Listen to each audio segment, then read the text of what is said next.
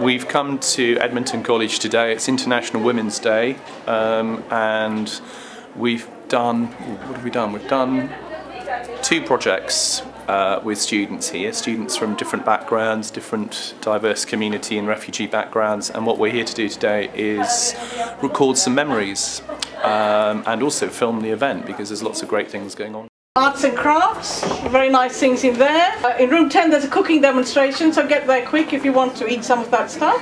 If you want a massage or you want a facial or makeup done, please go to C3. I was brought up in Edmonton and Enfield, and I live in Enfield still, so I'm really connected to your stuff. Oh, you can so I have a story. Oh, great. Oh, is that? My whole family are from Tottenham, Edmonton, so I went to school in Raynham Road. Yes. Many moons ago, but I still live in the borough. I thought I was just going to mingle, but it's really lovely that I'm invited here today for this International Women's Day. Okay.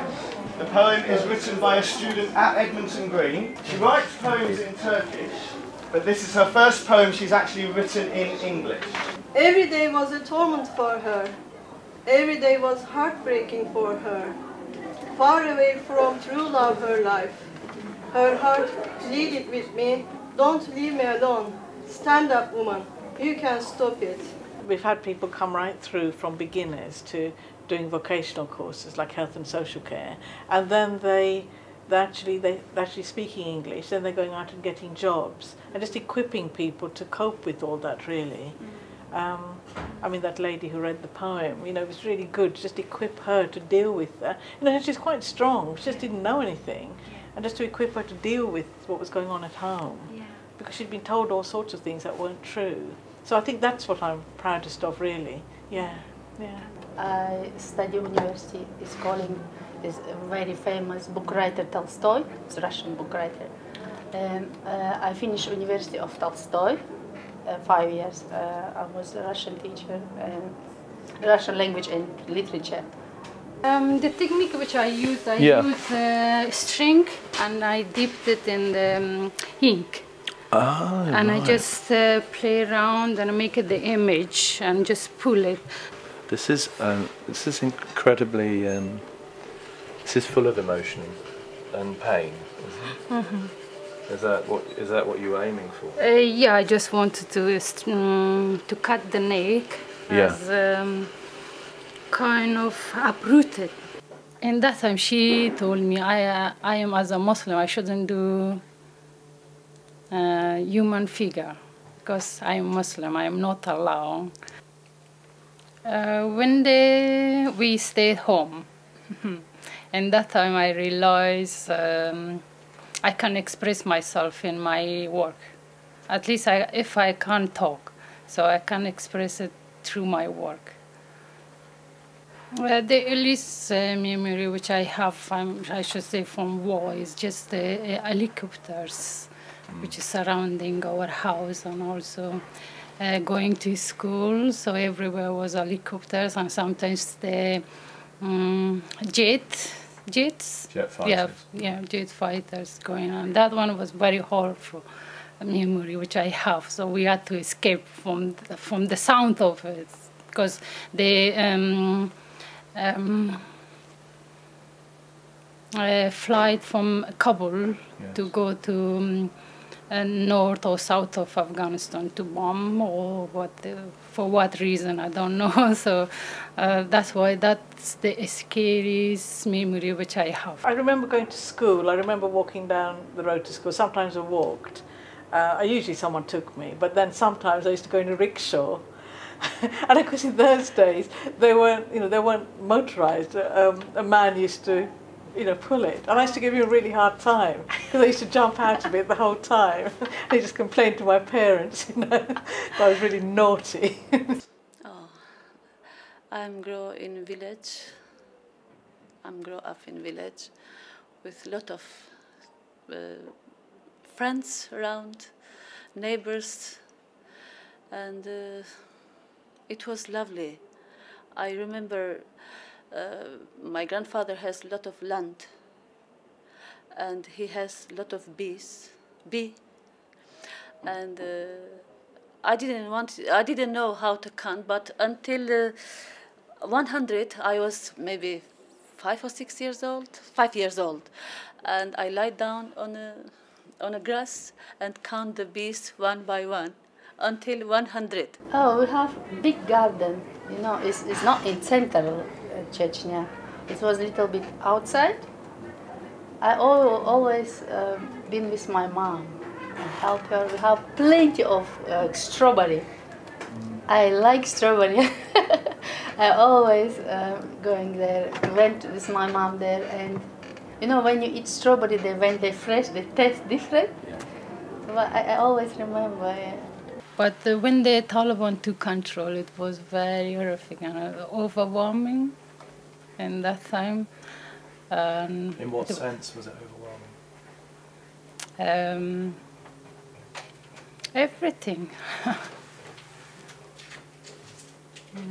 So you can't go outside.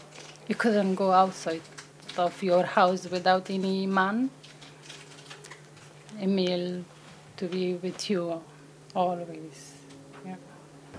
This was difficult because my children start study. They did very well, when everything it just stopped. And I killed family, husband, so it's different life. And it was early stage of in that time, which we escaped. So we moved from Afghanistan. Was that a huge risk to try and escape? Was that a really dangerous thing? Yeah, it was. Can you describe that then? How did you get out? I shall not talk. But it's very hard when you leave everything and get out of your place. But sometimes moms are a little bit mad. They can do everything for their children, everything, just to survive. For my children, I put my children in dangers, just to don't leave them to die in that kind of situation. I crossed Adriatic Sea with a boat, small boat, with my 3 children in and my husband in as well.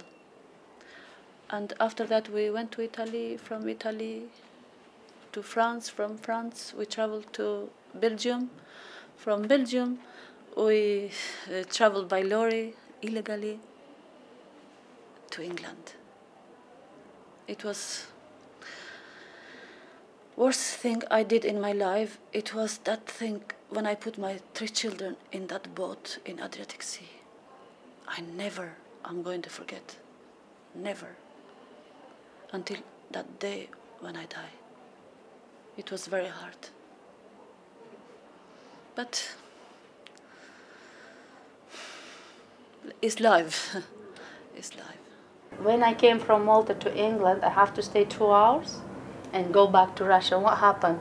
All my clothes and the girl clothes transfer from one plane to other. I lost everything, money, clothes. I just had a small handbag, that's it. And when the plane left, I just sit down and cry. I say, bloody hell, what I have to do? I don't speak I don't understand any word. I don't know what I have to. I remember it was $20 in my pocket. When I remember when I come here in England at first, the police opened that door from lorry. I never forget that. They were very, very nice to us. Very, very nice to us. They took my children like that in their arms. I never saw the police in my life took the children, handing the children like that. No, in my country, no. But here in England, I find it that. It was warmest thing in my life, I find it. In my life, warmest thing. If someone broken the law in my country, they're not going to hug your children and put in nice place and offer coffee, a tea, or biscuits. No, they're going to put you straight away in jail. But here I find that warmest thing. I survive because of people very helpful, very kind. I'm study alone because if you live in this country, it's important. You understand people, you support people. If you need some question, it's very important if you know English. But I try my best. The stories are quite very sad, some of the things they go through, but I suppose it's just the attitude of other people around, really, and I suppose the media, the sort of things they pick up, you know, it's always sort of asylum seekers, you know, it's always bogus, you know, none of it sort of, there's nothing about the contribution they make or their children make. It's always, oh well, they're getting benefit, they come over here just to get benefit. And I think those sort of things upset me because I don't even think they're true. I mean, I know there are people who play the system, but you know, they always seem to get away with it. But it's, I mean, they never say anything positive, you know, and it just spreads this fear among people. That, oh, well, these people are flooding in, they're taking jobs, they're taking money, taking benefit, they're not doing anything. They don't really know the reality of it at all. Don't close your eyes to the violence. Don't keep your tongue silent. Your life is yours, don't give it to others. Wake up from your deep black dreams. Stand up, woman, you can stop it. Beautiful life is waiting for you. Wonderful children are smiling at you. Stronger motherhood is calling you. You're a passenger. Don't be sad anymore. Stand up, woman, you can stop it.